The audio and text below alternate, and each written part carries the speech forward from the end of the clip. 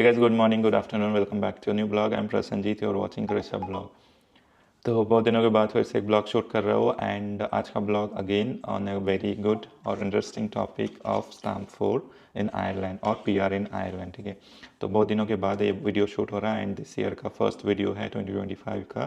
First of all happy new year to everyone and I hope this year also I try to help and hopefully help हो जाए जिन लोग भी Ireland आने के लिए try कर रहे हो। या तो this video like for this year first of all बता देता हूँ कि I create this kind of content to help people जो लोग आयरलैंड आना चाहते हो, आयरलैंड रिलेटेड वीडियो बनाता हो। तो पहली बार चैनल पे आए हो तो सब्सक्राइब करना वीडियो को। तो चलो ज़्यादा देरी नहीं करते, फटाफट से हमारा वीडियो टॉपिक पे बात करते हैं। तो जैसा कि आज का टॉपिक है पीआर इन आयरलैंड, तो उस पर हम बात करेंगे एक एक step and one by one points. तो फर्स्ट बात करेंगे what is PR in Ireland और what is stamp four in Ireland. उसके बाद आता है benefits of stamp four in Ireland, when you can apply and what are the document you required, also क्या process रहता है उस पर भी हम बात करेंगे एक एक करके। तो फर्स्ट शुरू करते हैं, what is stamp four. Stamp four basically it is a permission to stay in Ireland, जो कि अदर स्टैम्प से डिफ़र करता है एंड कौन सा डिफरेंस है उस पर हम आगे बात करेंगे। तो डिफरेंस की अगर बात करो दूसरे स्टैम्प से स्टैम्प फोर का डिफरेंस क्या होता है। Stamp one is your employment permit, stamp 1G is your post study visa permit, stamp 2 is your student permit. ठीक है, ये तीन स्टैम्प बेसिकली इनिशियल टाइम पे जो भी आयरलैंड आते हैं उन लोगों को मिलता है। उसके बाद स्टैम्प लाइक सारे स्टैम्प कन्वर्ट होकर स्टैम्प 4 पे एंडिंग पे आता है। ठीक है, तो एक एक स्टैम्प का एक एक कंडीशन है, एक पीरियड है जिसके बाद आप स्टैम्प 4 के लिए एलिजिबल होते हो। तो उस पर भी आगे हम बात करेंगे कब आप एलिजिबल होते हो रेस्पेक्ट टू ईच स्टैम्प। ठीक है, नाउ बेनिफिट्स पे बात करते हैं, what are the benefits of stamp 4 when you get stamp 4।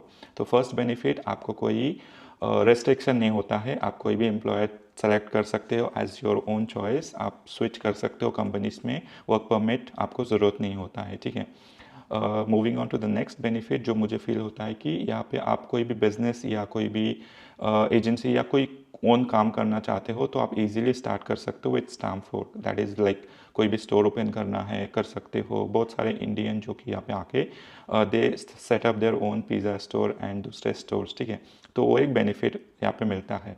Moving on to the next benefit, यहाँ पे आपको कोई भी लोन प्लान कर रहे हो, लोन प्रोसेसिंग पे आप जाना चाहते हो या लोन अप्लाई करना चाहते हो और हाउस लेना चाहते हो तो उस केस पे आपका अप्रूवल रेट इंक्रीज़ हो जाता है एंड ईजिली आपको लोन मिलने का चांसेस होता है। ठीक है, ये भी एक बहुत ही बड़ा बेनिफिट मुझे फील होता है। Moving to the other, it's like Ireland पे जब आपको स्टैम्प 4 मिल जाता है it is like equally treated as citizen of Ireland. जो भी सोशल सर्विस बेनिफिट है, जो भी मेडिकल बेनिफिट है, सब कुछ आपको एज इट इज़ दिया जाता है।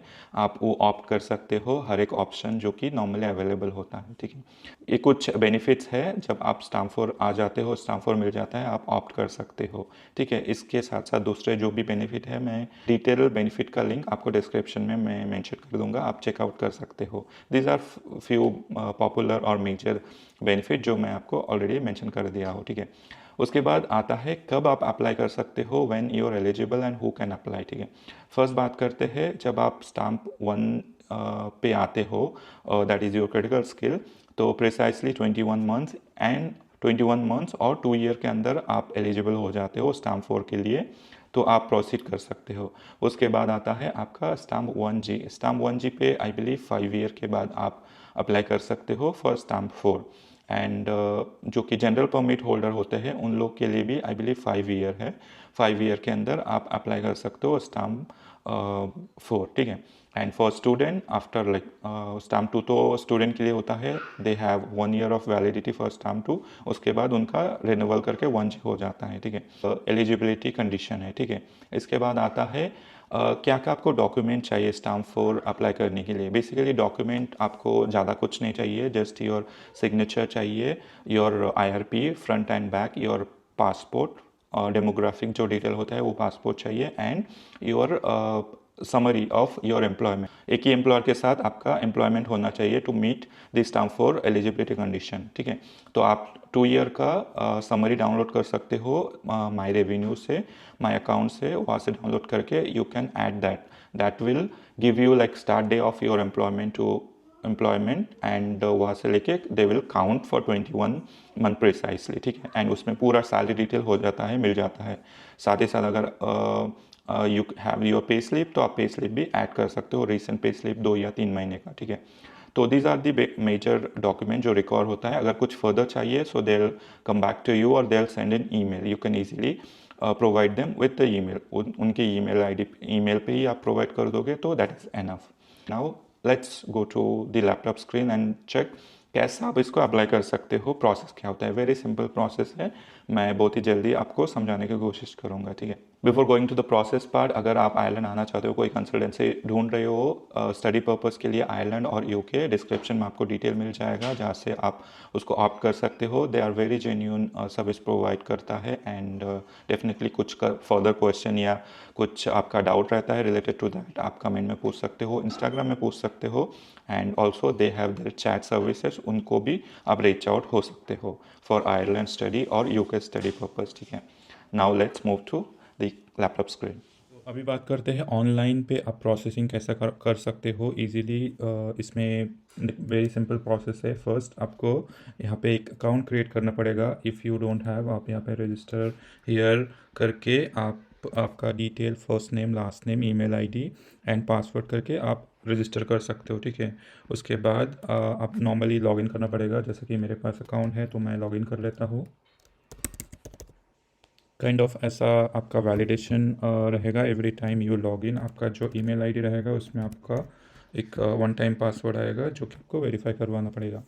तो next you will see the same screen. यहाँ पे आपका डिटेल दिखेगा, प्रोफाइल, एंड आप चेंजेस कर सकते हो जो भी ज़रूरत है। एंड यहाँ पे फर्स्ट रहेगा डैशबोर्ड, सेकंड रहेगा माई फॉर्म्स।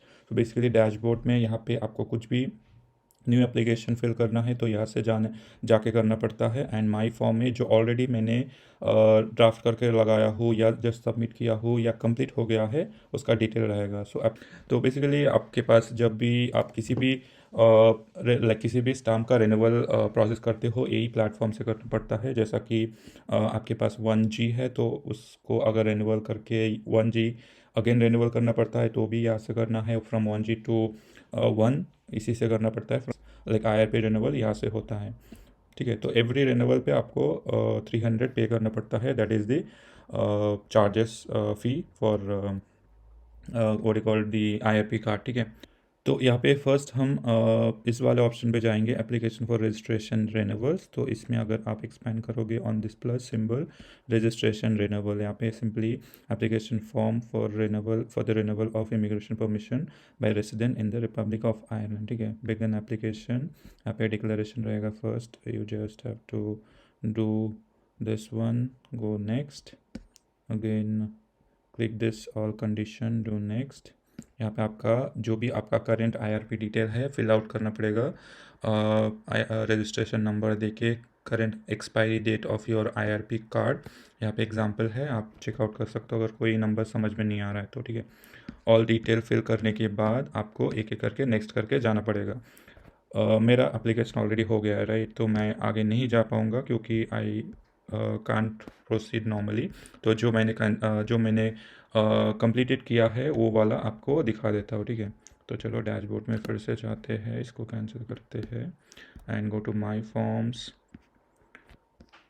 तो यहाँ पे फर्स्ट पेज आपका कुछ ऐसा ही रहेगा जैसा कि हम देख रहे थे अभी। सेकंड पेज आ गया ये आपका, जस्ट टिक आउट करके प्रोसीड करना पड़ेगा। यहाँ पे आपका जो करंट IRP है, registration number is nothing but जो IRP के ऊपर रहता है वही registration number and expiry date. उसके बाद आपका डिटेल सारा आप फिल आउट करना पड़ेगा, फ़ोन नंबर वगैरह, एड्रेस वगैरह सब कुछ आप फिल आउट करोगे। उसके बाद कि इमिग्रेशन परमिशन कौन सा है, like permission type for renewal. यहाँ पे आपका ऑप्शन आता है स्टाम्प 4 के लिए कर रहे हो या स्टाम्प 1 फिर से रिन्यूअल कर रहे हो या दूसरा जो भी आपका कंडीशन है। तो बेस्ड ऑन दैट आपको सिलेक्ट करना है। फॉर एग्जांपल ऑफ स्टाम्प 4 आपको यहाँ पे स्टाम्प 4 सेलेक्ट करना है। देन यहाँ पे आपको ये वाला ऑप्शन सेलेक्ट करना है, ठीक है। मेरे पास क्रिटिकल स्किल था तो क्रिटिकल स्किल के लिए ये वाला ऑप्शन सेलेक्ट करना पड़ता है। यहाँ पे ना बेसिकली आपको ड्रॉप डाउन देखोगे तो समझ में आ जाएगा। तो उसके बाद आता है आपका डॉक्यूमेंटेशन जो जो चाहिए, ठीक है। जैसा डॉक्यूमेंटेशन की बात कर रहा था तो देखो यहाँ पे डॉक्यूमेंटेशन क्या क्या चाहिए आपको, यहाँ पे भी आपको मिल जाएगा। डॉक्यूमेंट रेफरेंस गाइड देखो यहाँ पे लिखा हुआ है ऑलरेडी, ठीक है। तो बेसिकली ये अगर रेफ़र करते हो इसमें आपको सब कुछ मिल जाता है, जैसा कि स्टैम्प 4 की कंडीशन पे स्टैम्प 4 के लिए आपको क्या क्या चाहिए, ठीक है। तो यहाँ से शुरू होता है हमारा स्टैम्प 4 का डिटेल, ठीक है। तो यहाँ पे स्टैम्प 4 के लिए हर एक कंडीशन का डॉक्यूमेंट क्या क्या चाहिए, ठीक है, ये आप चेकआउट कर सकते हो। इसका लिंक भी मैं दे दूंगा, आप वो भी जाके चेकआउट कर सकते हो। बेसिकली जैसा मैं ऑलरेडी बता चुका हूँ, बायोमेट्रिक पेजेस, पासपोर्ट का front and back of current IRP, और मैरिज और civil status, like marriage certificate अगर आप मैरिड हो, proof of joint current address with your spouse, जो भी है, ठीक है। एंड डिपेंड करता है कौन सा कंडीशन पे आप हो, उसके हिसाब से डॉक्यूमेंट चाहिए होगा। उसके बाद आता है आपका सिंपली ये डॉक्यूमेंट आप अपलोड कर दोगे, एंड देन यहाँ पे मैंने पे स्लिप कर दिया, एम्प्लॉयमेंट समरी डिटेल, जैसा कि मैं ऑलरेडी बताया था। यहाँ पे आपका एम्प्लॉयर से आप एक लाइक काइंड ऑफ एक बोनोफाइड टाइप ऑफ लेटर ले सकते हो, जिसमें आपका start of the work mention हो, ठीक है। तो ये सारा डिटेल आप सिंपली प्रोवाइड करके सबमिट करोगे, तो with in I believe 15 days something around के अंदर मेरा आ गया था IRP। तो लाइक रिन्यूअल होके न्यू IRP आया था। सो सिंपल प्रोसेस है, बिलीव आप लोगों को समझ में आ गया है। एंड ये 2 साल का आपको वैलिडिटी मिलता है। बेसिकली जो कोई भी स्टाम्प हो, स्टाम्प रिन्यूअल के लिए आप अप्लाई करो, 1 year या 2 year मैक्सिमम मिलता है, मिनिमम 1 year मैक्सिमम 2 year तक मिल जाता है, ठीक है। एंड उसके बाद फिर से रिन्यूअल प्रोसेस कंटिन्यू करना पड़ेगा आपको। तो बेसिकली यही प्रोसेस है। आई होप आप लोगों को समझ में आ गया। PR रिलेटेड जो भी डिटेल था मैंने शेयर कर दिया। फर्दर कुछ क्वेश्चन आता है तो ज़रूर पूछो आप कमेंट सेक्शन में। And related to the consultancy part, आप अगर कुछ डाउट है स्टिल, जरूर रीच आउट कर सकते हो मुझे in Instagram, in comment section, और directly to the consultancy party, ठीक है। अगर वीडियो अच्छा लगा है तो लाइक, शेयर एंड सब्सक्राइब करके जाना चैनल को। एंड मिलता हूँ आपसे नेक्स्ट वीडियो में। Till then stay tuned, stay safe.